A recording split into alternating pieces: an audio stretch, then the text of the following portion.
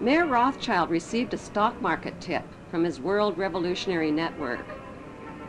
Instead of paying the Hessian soldiers with the $3 million that was left to him by William, he bet the money on his insider stock market tip.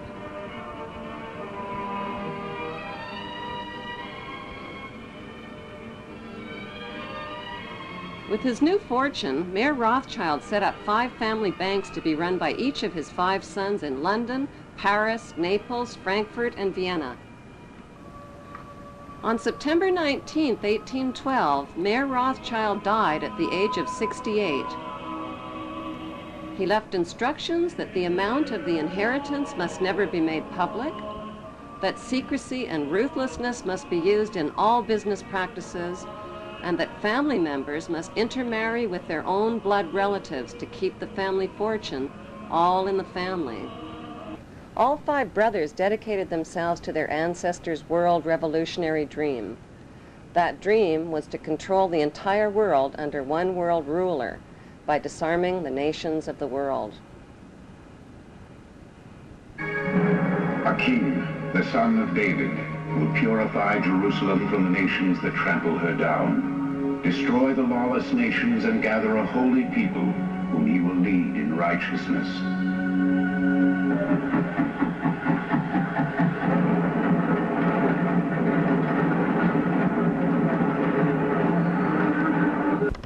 Mayor Rothschild's most successful sons were Nathan, who ran the London Bank, and James, who ran the Paris Bank.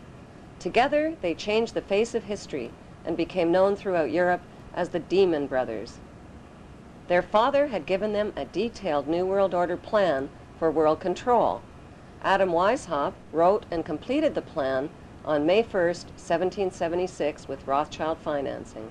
It was a futuristic plan that would put New World Order members over the next centuries into political power positions. I, George Walker Bush, do solemnly swear. I, George Walker Bush, do solemnly. It was a plan to divide and conquer the nations of the world by provoking wars, then profiting from war loans and from the sale of weapons to both sides. Exhausted by war, terror, and chaos, humanity would eventually bow down to one world ruler and one world army as a solution.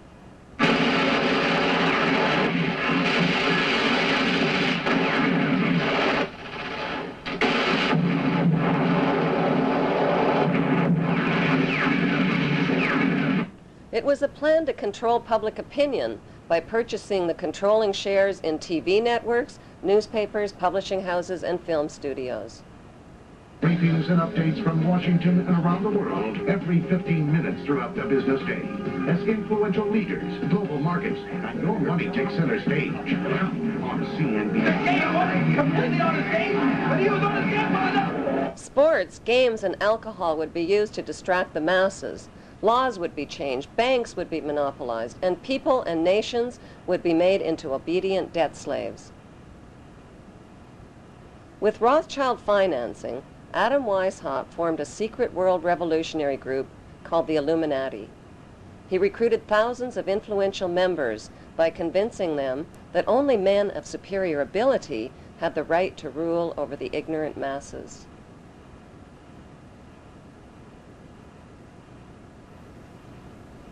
French police exposed the plan when they found documents on an Illuminati courier who was struck by lightning while traveling from Germany to France. The Illuminati was forced underground. They took refuge in the lodges of a secret brotherhood called the Freemasons, who practiced death and rebirth rituals and whose history dates back to the construction of Solomon's Temple.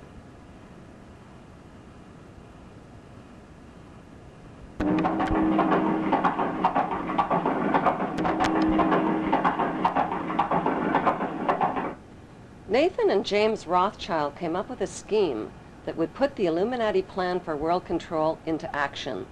It would also make them filthy rich. The brothers helped finance both sides of Napoleon's famous Battle of Waterloo between the French and the English.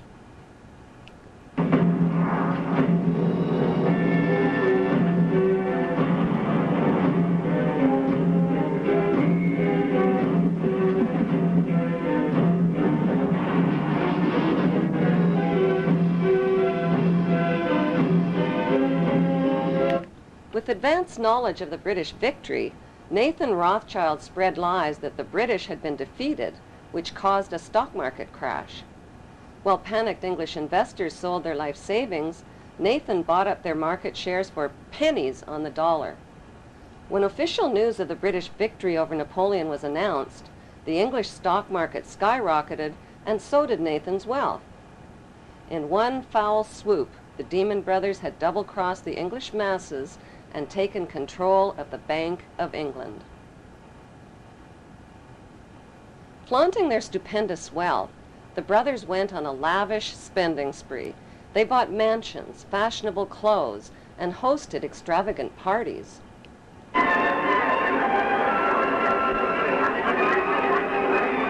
By 1818, they had picked the pockets of French investors by crashing the French government bond market.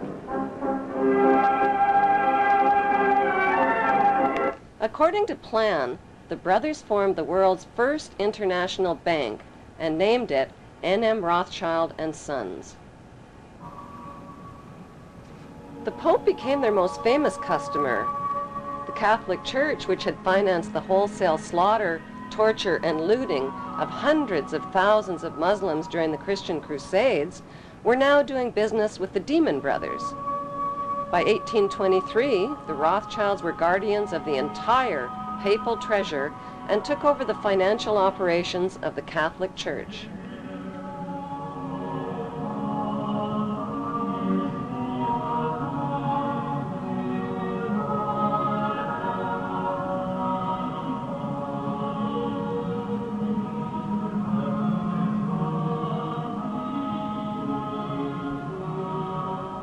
Enraged citizens accused the Rothschilds of conspiring to control the world's money markets.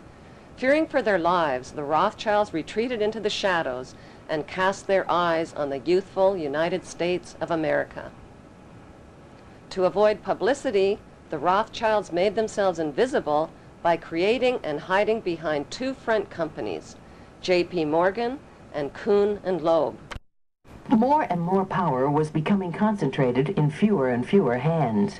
By 1906, J.P. Morgan's bank controlled 1/3 of America's railways and almost 70% of the steel industry. He eventually had a stake in the major companies of the 20th century, among them AT&T, ITT, General Electric, General Motors, and DuPont. At one point, Morgan made the offhanded comment, "America is good enough for me." And the newspaper of William Jennings Bryan retorted, "Whenever you're tired of it, you can give it back." I mean, that was the image of J.P. Morgan, the owner of the United States. The success of Morgan's industrials was quickly reflected in the Dow Jones Industrial Average. The Rothschilds bought controlling interest in England's British East India Shipping Company and the illegal opium trade with China. They offered junior partnerships to New England's leading American families. The Russell, Coolidge, Delano, Forbes, and Perkins families became fabulously rich, smuggling opium aboard their speedy clipper ships into China.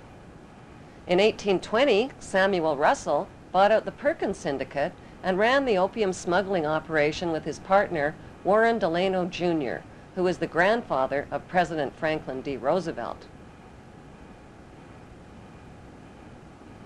The United States flag was designed after the British East India Company flag with 13 red and white stripes. Both flags copy the red and white striped sails of the Viking ships, which were the color standard for the tribe of Dan. Finally, Britain found a commodity that China would take: opium. Imported from India. Just a few chests at first, and then thousands.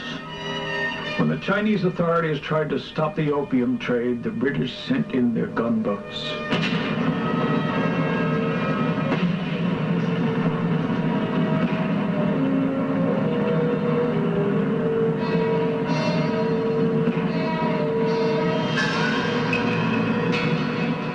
After nearly 20 years of turmoil, the Treaty of Tianjin in 1858 not only allowed opium to be imported, but handed over China's ports and all her international trade to Western control.